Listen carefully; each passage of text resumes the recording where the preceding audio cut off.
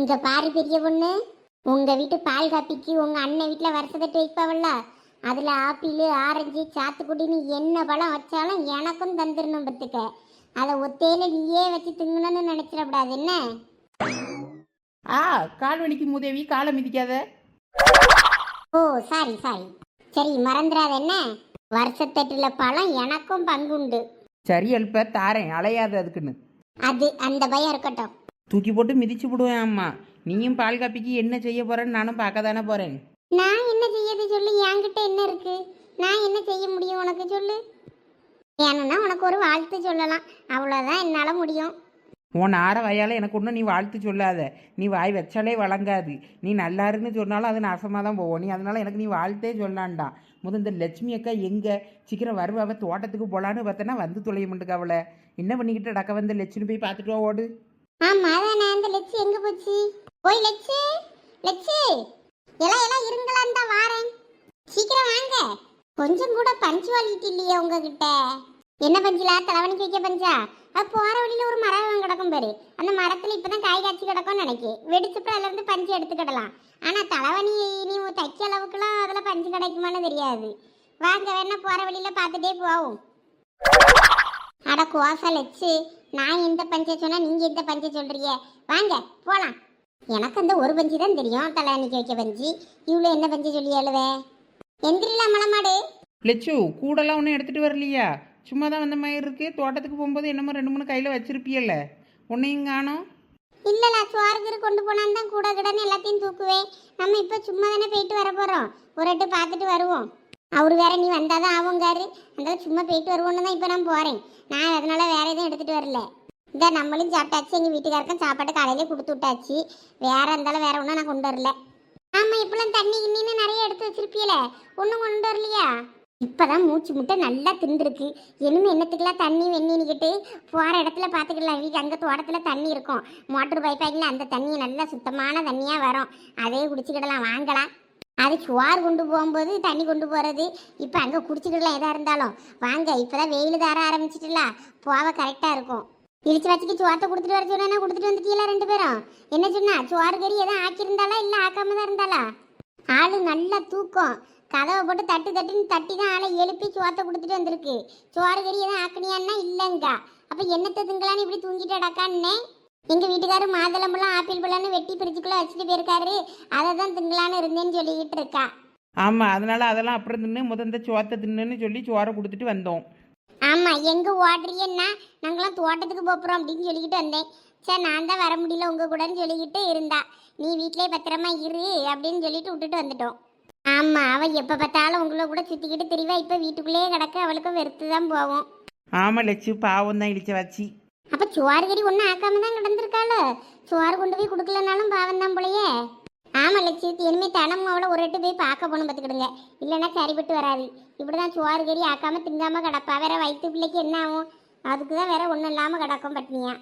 ஆமாளா, ஐயோ எனக்கு வருத்தமாக இருக்குது அந்த பிள்ளைய நினச்சா. சரி விடுங்க, பார்த்துக்கிடலாம். இப்போ வாங்க நம்ம தோட்டத்துக்கு போவோம்.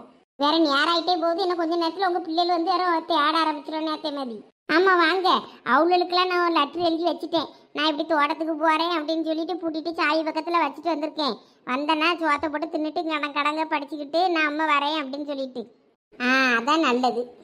சரி வாங்க வாங்க போவோம் சீக்கிரம், இல்லைன்னா அந்த கலங்கெல்லாம் பிடிங்கிட்டு போயிடுவான். ஐயா ஆமாம், வாங்களா வாங்களா. லட்சுமியக்கோ, நீங்கள் தோட்டத்துக்கு தினமும் இவ்வளோ தூரம் நடந்து நடந்து போயிட்டு வந்தாலே நல்லா மெலிஞ்சிருவியல சிம்ரன் மாதிரி. நீங்கள் என்னத்துக்கு ஏன் மெலியாமல் இப்படியே இருக்கியே ட்ரம்மு மாதிரி? எல்லாம் எனக்கு ஆப்ரேஷன் பண்ணணும் உடம்புல, அதனால யாருனது, அதுக்கப்புறமா குறையே முடங்கு பத்துக்க. லட்சு, அதுக்கு நீங்கள் நல்லா எக்ஸசைஸ் பண்ணணும் பார்த்துக்கிடுங்க. சும்மாலாம் உடம்பு குறையாது, நடந்த உடனே குறைஞ்சிருமா என்ன? ஆமாம், என் மோளெல்லாம் 2 பேரும் ஏமா எக்ஸசைஸ் பண்ணுமா காலையிலே எந்திரிச்சும் பாழுவேன். நான் என்னத்தை எக்ஸசைஸ் பண்ணேன்? இவ்வளோ பள்ளிக்கூடத்துக்கு அனுப்பியதுக்கு நான் வேலையை பார்ப்பேன்னா, இல்லைன்னா தோட்டத்துக்கு போகிற மனுஷனுக்கு கஞ்சி ஊற்றி கொடுக்கவா, இல்லை என்னத்தை பண்ணேன்னு நான் அவருக்கு என்னத்தையாவது பார்ப்பேனா? எனக்கே 1008 வேலை கிடக்கும் காலையிலே. இதில் நான் எங்கேருந்து எக்ஸசைஸ் பண்ண எக்ஸசைஸு?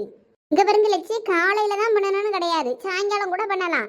கிடைக்கிற நேரத்தில் கொஞ்சம் குனிஞ்சு நிமிந்து நல்ல கையை காலை தூக்கி எக்ஸசைஸ் பண்ணுங்க, நல்ல உடம்பு குறையும் பத்துக்கிடுங்க. இங்கே பாரு, நீ உன் தொப்பையே குறை. தொப்பை இங்கே நின்றுக்கிட்டு பக்கத்தூர் வரைக்கும் போகுது. அந்த தொப்பையை வச்சுக்கிட்டு நீ எல்லாம் பேசாதலா. இவா ஒருத்தி நம்மளை கேவலப்படுத்துறதுலே இருப்பா. அது நான் பிள்ளை பெத்த உடனே வயித்த கட்டாம விட்டுட்டேன். அதுல காப்பி அறிவே கிடக்கு, வேற ஒன்றும் கிடையாது. அதெல்லாம் குறையாது இனிமே. வா வைத்தியம் தான் பாரு, கொஞ்சம் தொப்பை தெரியதான் செய்யுது. அவனுக்கு எங்கெல்லாம் தொப்பை தெரியுது? அவன் நாக்குடல் மாதிரிலாம் இருக்கா, ஒண்ணுமே தெரிய மாட்டேங்குது. எவ்வளவு தின்னாலும் அவன் வயிறு ஏறைய மாட்டேங்குது. வஞ்சனை பிடிச்ச உடம்பு இப்படிதாங்க இருக்கும், வலிச்சுக்கிட்டு. அது ஒண்ணும் பண்ண முடியாது. யாரெல்லாம் வஞ்சனை பிடிச்சவா? நீயா நானா? வேற நானா பொறாமப்பட்டுக்கிட்டு தெரியும் எல்லாரையும் பார்த்து. ஆமாம், நீ தான் பொறாமப்பட்டுக்கிட்டு திரியா. அவிய இது வச்சிருக்காவ, இவிய நல்லா இருக்காவ, அவிய கார் வச்சிருக்காவ, அவிய பங்களா கட்டிட்டாவ அப்படின்னு நீ தானே வைத்தறிச்சல் பட்டுக்கிட்டு இருக்கா. வேற நீ தான் வஞ்சனை பிடிச்சவா. நீ என்னைய பார்த்து வஞ்சனை பிடிச்ச உடம்புங்க. நான் எல்லாரும் சொல்லியது தானே சொல்லியேன். இந்த மாதிரி சீக்கு வந்த கோழி கணங்க இப்படி உடம்பு ஏறாம இருக்கையிலாம் அப்படிதான் சொல்லுவாவ. ஐய தோட்டத்துக்கு போற வழியில இவ்வளவு இடையில நின்று இப்படி சண்டை போட்டுக்கிட்டு நிக்காள்வல, இது வழங்காது. ஏன்னா அப்பனா நீங்களும் வீட்டுக்கு போங்க, நான் மட்டும் ஒரு எட்டு தோட்டத்துக்கு போயிட்டு வந்துடுறேன். நீங்களும் இப்படி சண்டை போட்டுக்கிட்டே வரதா இருந்தா என் கூட வராண்டாம்.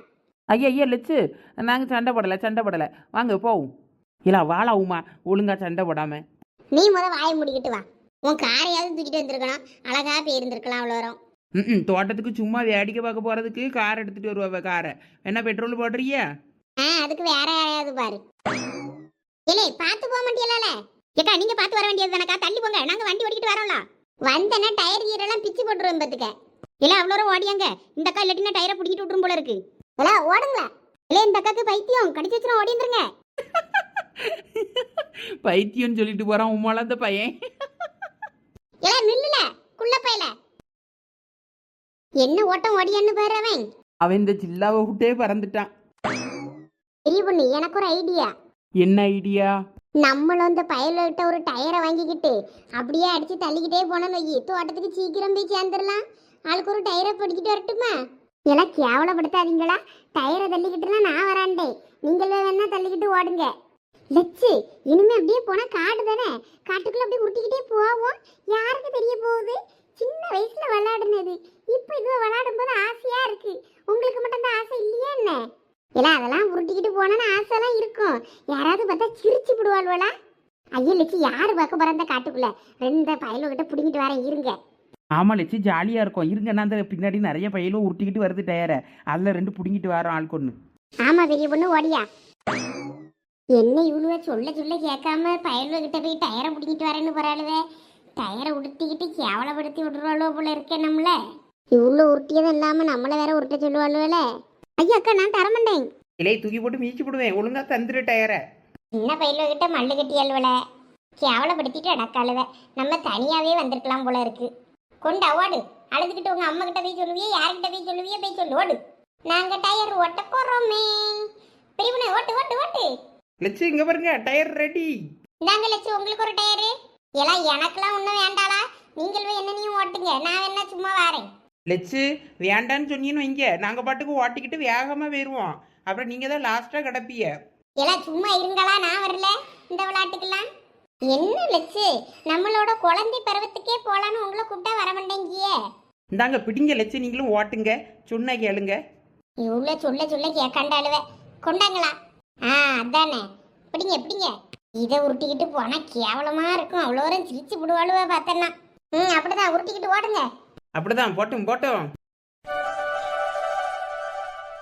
வெயிலோடு விளையாடி வெயிலோடு உறவாடி வெயிலோடு மல்லு கட்டி ஆட்டம் போட்டோமே. நண்டூரும் நரியூரும் கருவேலம் காட்டூரும் தட்டான சுத்தி சுத்தி வட்டம் போட்டோமே.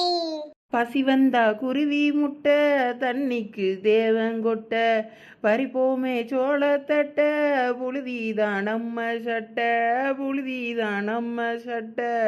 வெயிலோடு விளையாடி வெயிலோடு உறவாடி வெயிலோடு மல்லு கட்டி ஆட்டம் போட்டோமே. வயல் வரப்புல எவனாவது வேலை செஞ்சுக்கிட்டு இருக்கவன் பார்த்தான்னா என்ன நினைப்பான்? இவெல்லாம் பொம்பளையா மனுச்சியெல்லாம் கேவலமா நினைப்பான். இவ்வளோதான் கூறு கட்டு போய் டயரை உருட்டிக்கிட்டு அலையாளுவன்னு நம்மளும் சின்ன பிள்ளை கணக்கா உருட்டிக்கிட்டு அலையோமே. என்ன லட்சு நின்றுட்டியே, டயர் உருட்டலையா? எல்லாம் இதுக்கு மேலே நான் உருட்ட முடியலாம். அந்த பக்கம் கொஞ்சம் காட்டு பகுதி, யாரும் இருக்க மாட்டாவே, அதனால நீங்கள் போய் சொன்னீன்னு நானும் சின்ன பிள்ளை கணக்கா உருட்டிட்டு வந்துட்டேன். இதுக்கு மேலெல்லாம் என்னால் உருட்டிக்கிட்டு வர இயலாது. ஐயா லெச்சு, இன்னும் கொஞ்ச தூரம் உருட்டிக்கிட்டு போனானா உங்க தோட்டம் வந்துடும். சீக்கிரமா தோட்டத்துக்கு வந்துட்டோம் பாருங்க, இதை உருட்டிக்கிட்டே வந்ததுனால. இன்னும் கொஞ்ச நேரம் தானே, இன்னும் கொஞ்ச நேரம் இதை உருட்டிக்கிட்டே போனா இன்னும் சீக்கிரமா தோட்டத்துக்கு போயிடலாம். என்னாச்சு அவ்வளோ என்ன இங்கே நின்றுட்டியே? லெச்சு இதுக்கு மேல டயர் உருட்டாண்டேங்குது. ஏன் என்னவா லட்சுக்கு? இல்ல பெரிய பொண்ணு சும்மா இருல, நீங்களும் சொன்னீங்கன்னு இவ்வளவு தூரம் உருட்டிட்டு வந்ததே பெருசு. இந்த டயரை உருட்டிக்கிட்டு வந்ததுனால தான் இவ்வளோ சீக்கிரமாக தோட்டத்து பக்கத்துக்கு வந்தோம். இல்லாட்டினா இன்னும் அங்கே ஊருக்குள்ளே தான் கடந்திருப்போம். விளையாட்டு விளையாட்டுன்னு ஓட்டி ஓட்டி இவ்வளோ தூரம் ஓட்டிட்டு வந்திருக்கோம்ல, இன்னும் கொஞ்சம் தூரம் தானே, இதே உருட்டிக்கிட்டு போவோம், வேகமாக தோட்டத்துக்கு போயிடலாம். எவ்வளவு நேரம் ஆனாலும் சரி நான் நடந்து வரேன்னா இனிமே இந்த டயரை உருட்டாண்டே. யாராவது பார்த்தாவன்னா சிரிச்சு விடுவாங்க. சிரிச்சா சந்தோஷப்பட்டுக்கிடணும், நம்மளை பார்த்து 4 பேர் சிரிக்காவேன்னு. அதனால நீங்க ஒன்றும் நினைக்காம வாங்குங்க, சொன்னா கேளுங்க. போங்களா, டயரை தூக்கி எரிஞ்சிட்டு நான் பாட்டுக்கு வருவேன், நீங்களும் என்னனையும் போங்க. சரி, அப்போ நீங்க பொறுமையா வாங்க, நாங்க டயரை உருட்டிக்கிட்டே போயிட்டு இருக்கோம். எல்லாம் பெரிய பொண்ணு ஓடியா, நம்ம போய் சீக்கிரமா கலங்க பிடிங்கி சுட்டு திங்கலாம்.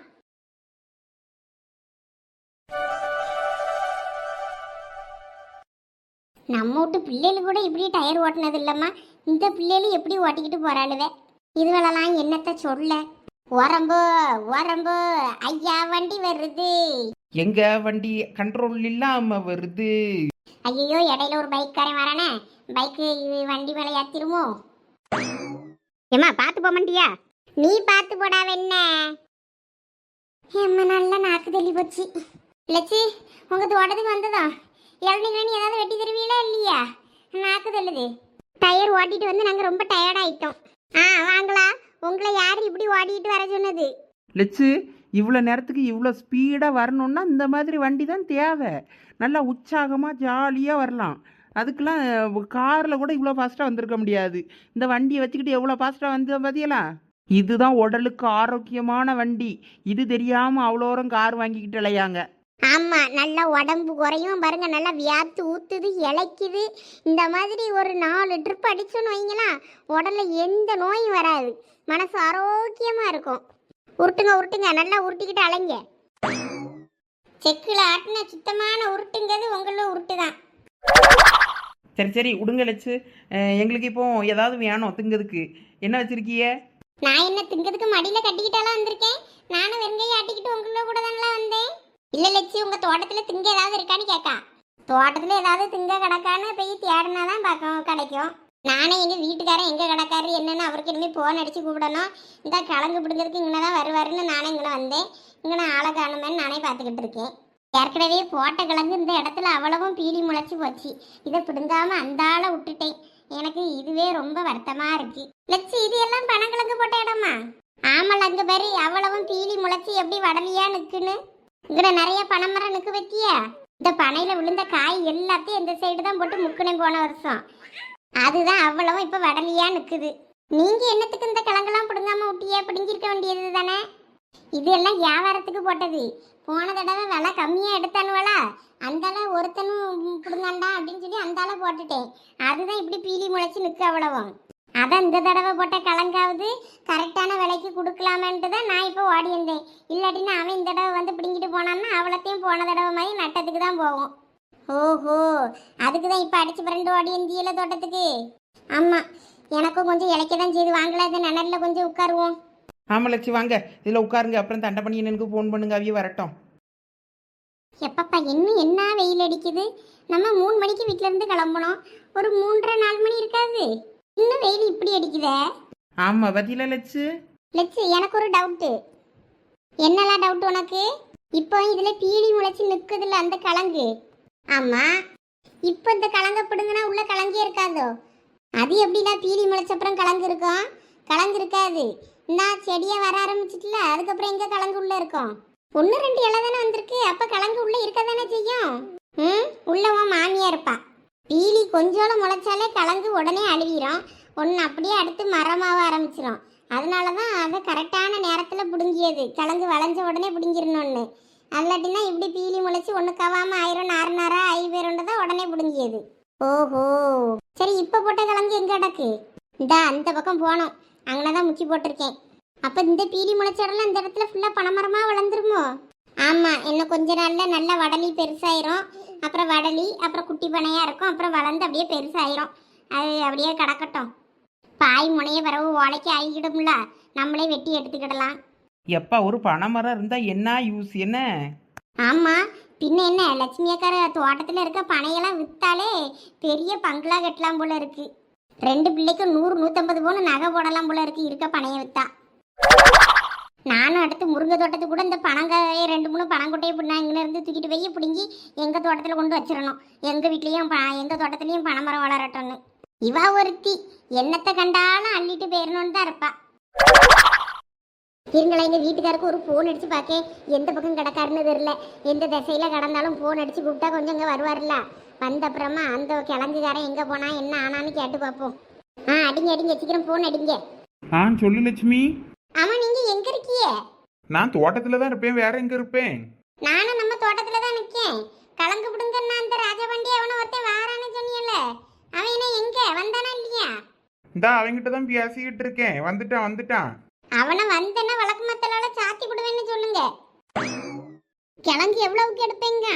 என்ன சீக்கிரம் பதில சொல்லுங்க. யார் பேசியது, உங்க வீட்டம்மாவா? ஆமா ரசவண்டி, என் விட்டமா தான் பேசியா. இந்த கொஞ்சம் நில்லு. இந்த அவ எவ்வளவுக்கு கலந்து எடுக்காவன்னு என்னன்னு கேக்கா. எவ்வளவுக்கு எடுப்பேங்க இப்போ கடைசியா சொல்லு, ஏதாவது ஒரு பதில். போன தடவை 50 பைசாக்கு எடுத்தேன், இந்த தடவை வேணா ஒரு 75 பைசாக்கு எடுக்கேன்.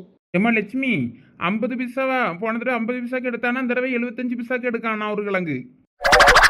அவன் கொடலை உருவி விடுவேன்னு சொல்லுங்க. 75 பைசாக்கு எடுக்கானா 75 பைசாக்கு.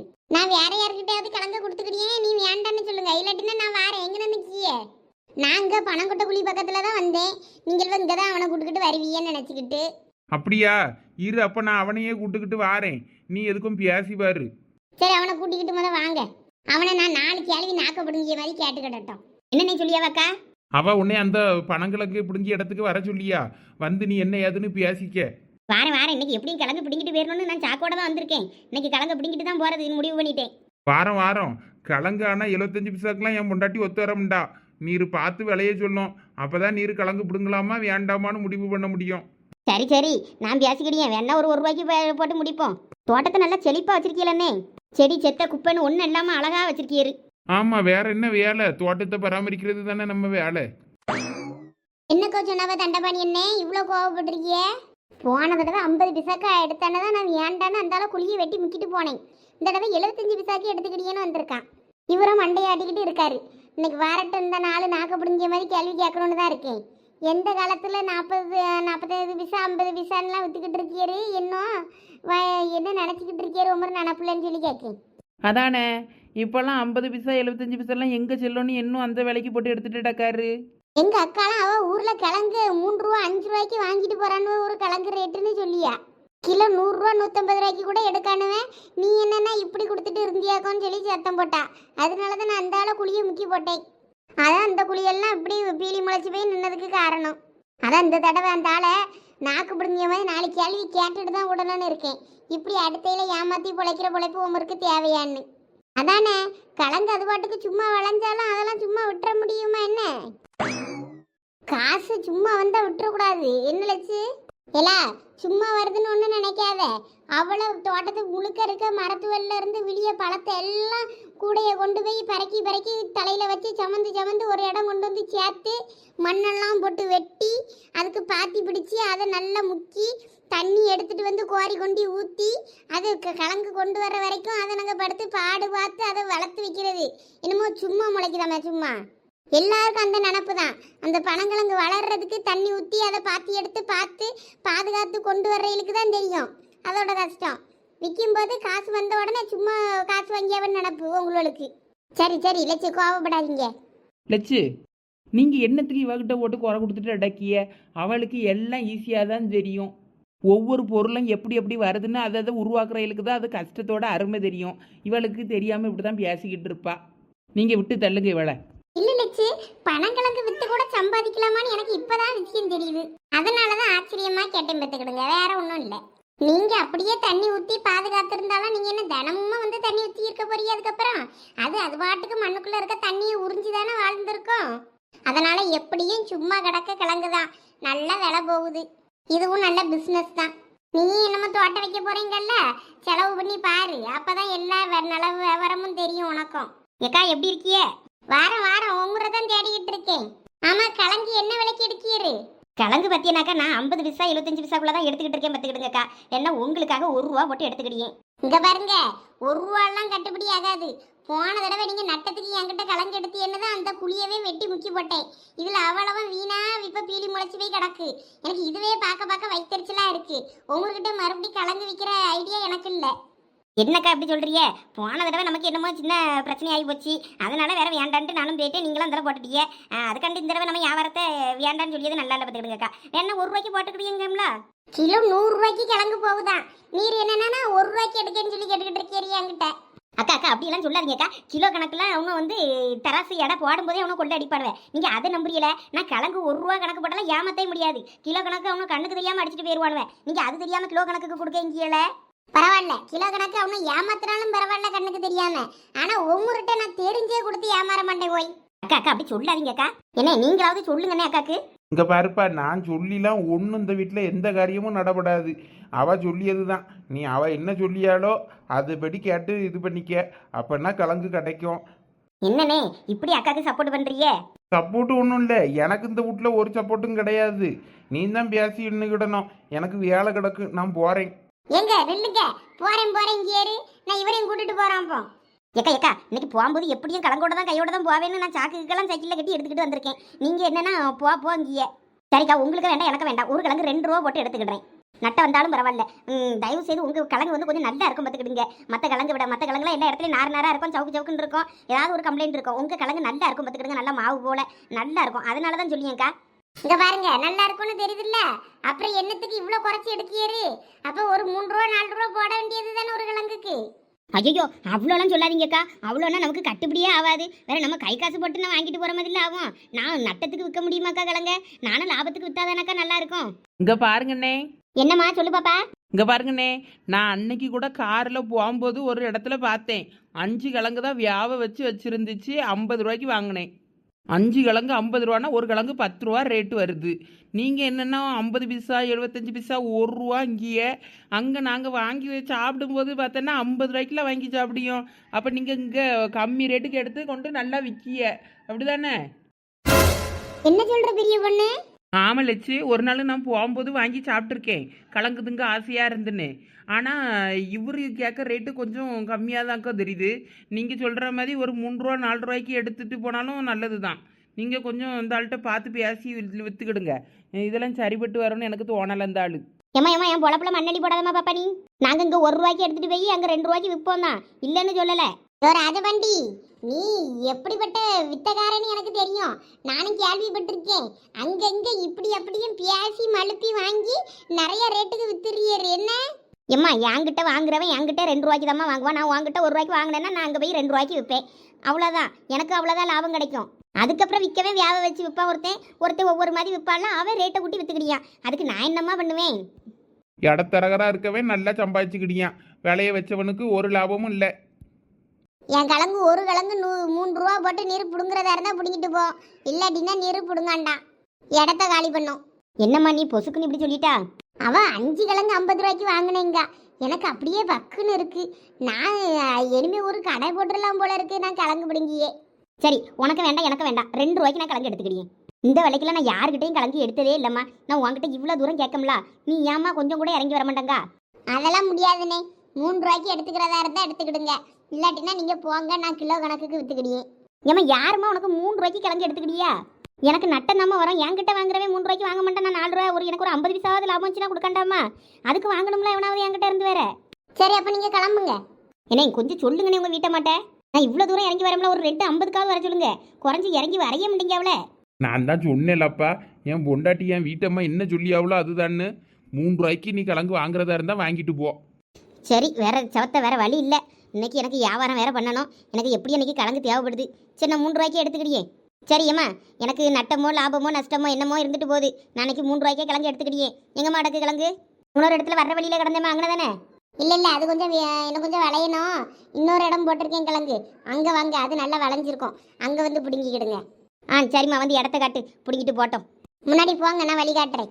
இன்னைக்கு யார் மூஞ்சில முழிச்சேன்? என் பொண்டாட்டி மூஞ்சில தான் முழிச்சேன். ஒன்றும் வழங்கல. இன்னைக்கு நட்டத்தில் தான் போயும் போல இருக்கு. எல்லாம் ஓடியாங்க. எல்லாம் பெரிய பொண்ணு வா. வேற இந்த டயரெல்லாம் யாரெல்லாம் எடுப்பா? எடு. போகும்போது இதை உருட்டிக்கிட்டு தான் போனோம். நம்ம தான் சீக்கிரமாக வீடு போய் சேர முடியும் எந்த களைப்பும் இல்லாமல். இல்லாட்டின்னா நமக்கு அவ்வளோ தூரம் நடக்கணும்னா கால் வலி தெரியும். இதை வச்சு உருட்டிக்கிட்டே போனோன்னு வையே கால் வலியே தெரியாது. இதுலேயே கடக்கட்டெல்லாம் வரும்போது எடுத்துட்டு போவோம். வேற இதை சம்மந்துக்கிட்டு அங்கே வரைக்கும் போயிட்டு மறுபடியும் இங்கே திருப்பி கொண்டு வரணும். போகிற வழியில் அப்படியே எடுத்துக்கிட்டு போவோம். ஆமாம் அதுவும் சரிதான். சரி வா. இந்த இடம்லாம் பணம்பெல்லாம் அந்தால கடந்து கடந்து வடலியாகி போச்சு. ஆமாம் அதுவும் நல்லதுக்கு தானே. நாளைக்கு அது வளர்ந்து நல்ல பனையாக வளர்ந்து நிற்கும். அது சரி. ஆமாம் அந்த லட்சி எங்கே போய்கிட்டே இருக்கு? பணங்கிட்ட புதைச்ச இடம் தெரியாமல் தேடிக்கிட்டு இருக்கோம் என்னமோ. நல்லா காடெல்லாம் பனைமரம் தென்னை மரம்னு நல்லா வளர்த்து வச்சிருக்கோமா அந்த லட்சு. ஏக்கர் கணக்கில் நல்ல இடம் கிடக்கும் போல இருக்கு இதுக்கு. நாம தான் லட்சு பாவப்பட்டதுன்னு நினச்சிக்கிட்டோம். இதெல்லாம் பார்க்கும்போது தான் லட்சு நல்ல வசதியான பார்ட்டின்னு இப்போ தான் தெரியுது. எங்கம்மா கூட்டிட்டு போயிட்டே இருக்கா? நான் வேற சாக்கு அங்கே சைக்கிள் எல்லாம் அங்கே முன்னாடியே விட்டுட்டேன்னா தோட்டத்தில், இல்லாட்டினா தள்ளிட்டாவது இவ்வளோ தூரம் வந்திருப்பேன். இனிமேல் கலங்க பிடிங்கிட்டு எடுத்துட்டு இவ்வளோ தூரம் கொண்டு போனோன்னா நமக்கு சாக்கு சைக்கிள்லாம் இல்லைன்னா வேலைக்காவாத. இந்தா வாங்க வாங்க, பக்கத்தில் தான். இந்த வரப்பு வழியே போனோன்னா அந்த மேட்டில் அங்கே கொஞ்சம் பணம் இருக்கு, அங்கே கொஞ்சம் முக்கி போட்டிருக்கேன். அந்த மண்ணுக்கு கிழங்கு நல்லா இருக்கும் பார்த்துக்கிடுங்க. அந்த தெரியுது பற்றியில அந்த பண பக்கம் தான் போனோம். சரி அப்போ போட்டோம். நான் அதுக்கப்புறம் கூட சைக்கிளை தள்ளிக்கிட்டு வந்துடுறேன்.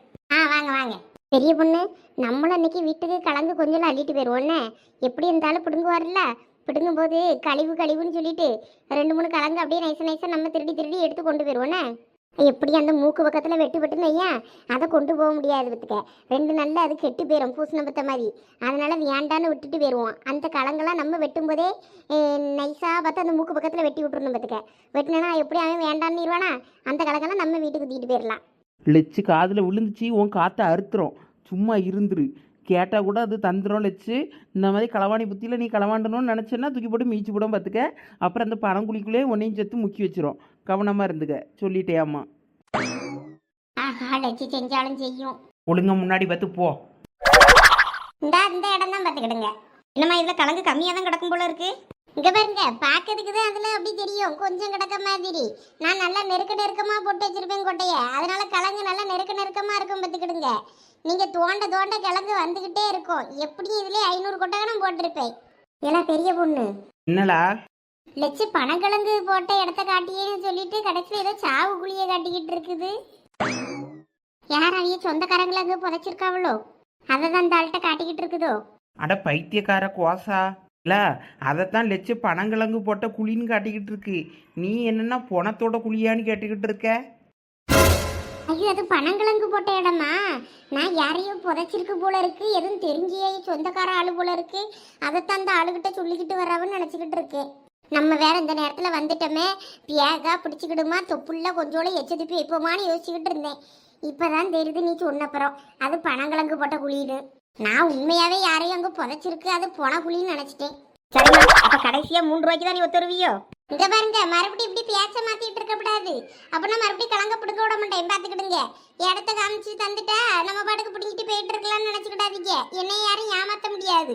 சரி 3 ரூபானே முடிச்சுக்கிடுவோம். எத்தனை கிழங்கு வருதுன்னு பாக்கேன். நீங்க இங்க இருப்பீங்களா, கிளம்பிருவீங்களா வீட்டுக்கு? நாங்க போனா எப்படி கிழங்கு நீங்க எவ்வளவு பிடுங்குறீன்னு தெரிஞ்சுக்கிட்டியது. இங்க இருந்தா தானே நீங்க எத்தனை கிழங்கு பிடுங்குறீன்னு பார்த்து அதுக்கேற்ற மாதிரி காசை வாங்க முடியும். சரி அப்போ நீங்கள் இங்கே இருங்க, நான் போய் சைக்கிள் எடுத்துகிட்டு வந்துடுறேன். இவ்வளோ தூரம் வருவீங்கன்னு தெரிஞ்சிருந்தா நான் சைக்கிளை எடுத்துகிட்டே வந்திருப்பேன். நான் பக்கம் தான் போல இருக்குன்னு நினச்சிக்கிட்டு வந்தேன். நீங்கள் என்ன நடத்தி இவ்வளோ தூரம் கூட்டு வந்துட்டீங்க. சரி போங்க போய் சைக்கிள் எடுத்துகிட்டு வாங்க. சண்டை பண்ணினே மம்பட்டி கிடக்கும்ல, கொஞ்சம் மம்பட்டியும் வந்துருங்கண்ணே. நான் மம்பட்டிலாம் எடுத்துகிட்டு வரல, நீங்கள் எப்படியும் தோட்டத்தில் வச்சிருப்பீங்கன்னு நினச்சிக்கிட்டு தான் வந்தேன். சரி வாரோம், நான் அப்படியே மம்பட்டி எடுத்து வந்துட்டு நான் வேலையை பார்க்கேன். எங்கள் வீட்டம்மா அங்கே இருப்பாவ. நீங்கள் கிழங்கு பிடுங்கும்போது எங்கள் வீட்டம்மா பார்த்துக்கிடுவாவ. சரி அப்போ வாங்க, போய் சைக்கிள் எடுத்துகிட்டு வந்துடுறேண்ணா. என்னடா அப்படி பார்த்துக்கிட்டு நிற்கியே? ஒன்றும் இல்லை லட்சு, உமாளுக்கு ஒரு சந்தேகமா. ஆகா, இவ நம்ம சொன்னதை சொல்லி கொடுத்துருவா போல இருக்க.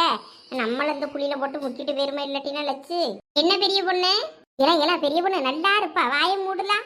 இல்லை லட்சு, உமாளுக்கு கிழங்கு வேணுமா? நல்ல வேலை, அப்பவே சொன்னதை சொல்லலைவா. சொல்லியிருந்து அவ்வளோதான். கிழங்கு தானே, எப்படியும் கிழங்கு பிடுங்கும் போது வெட்டுப்படியே கிழங்குலாம் வீணா போகும்ல, அந்த கிழங்கு வீட்டுக்கு எடுத்துட்டு போய்கிடலாம்.